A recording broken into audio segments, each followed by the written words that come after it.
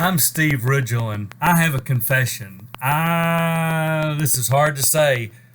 I watch Hallmark movies. I do. With my wife, she loves them. I record them for her and I watch them, and I even sometimes find myself saying, well, that's a cute little show. I don't know why I do that. I don't know why I watch them, but sometimes I do. You know, I could write a Hallmark movie. Really, I figured out the whole pattern.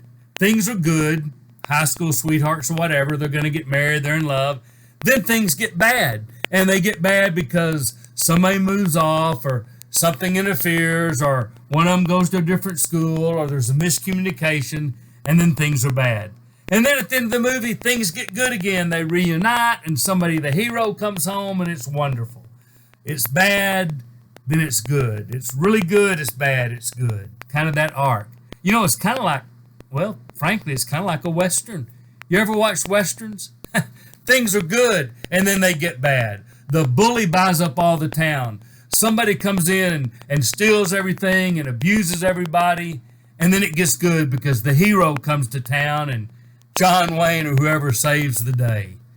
Tom Selleck rides in and stands for everything that's right and good, and it's good, it's bad, it's good. You know, even politicians work off that model. Things were so good in our country. And then you elected Joe Trump, and everything got bad. And if you just give power back to the Republicrats, everything will be good again. That's how every politician says. It was good, my opponent made it bad, I'll make it good. That seems to be the narrative everyone wants. And you know what? Sometimes even our own lives, we kind of see that narrative. Man, things were pretty good at some time in our past. When we were a kid, or when we were born, or when we were in high school, or when we were young, or whatever it is, and then things got bad. Sometimes bad choices, sometimes bad things, and sometimes it's almost like life is overwhelming, and we so bad want things to be good if we just had a hero. So here's what I'm going to tell you. You know where all these narratives come from? It was good, it was bad, it's good again because of the hero. That's the Christian story. We believe God made us and gave us a perfect world. It was good. And then man rebelled against God, went against what God said, and there were consequences, and now it's bad. We live in a fallen world, and there's death, and there's sin, and there's abuse, and there's all sorts of evil, and there's COVID, and it's a tough world, and it can be sometimes overwhelming, but we believe it's all going to be good again.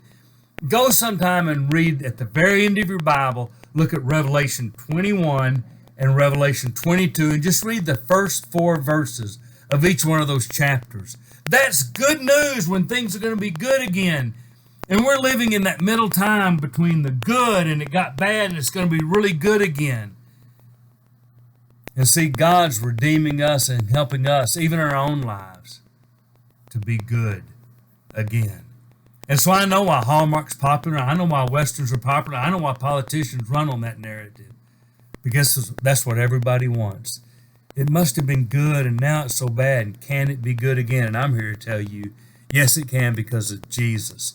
So I'd encourage you, if you're not a believer, boy, hit me up, comment on this, and I'll get back with you. Talk to a Christian you know. Drop in and check out a church, because we do believe there is a big narrative out there that Jesus is making everything good again, because he is the hero who dies but lives forever.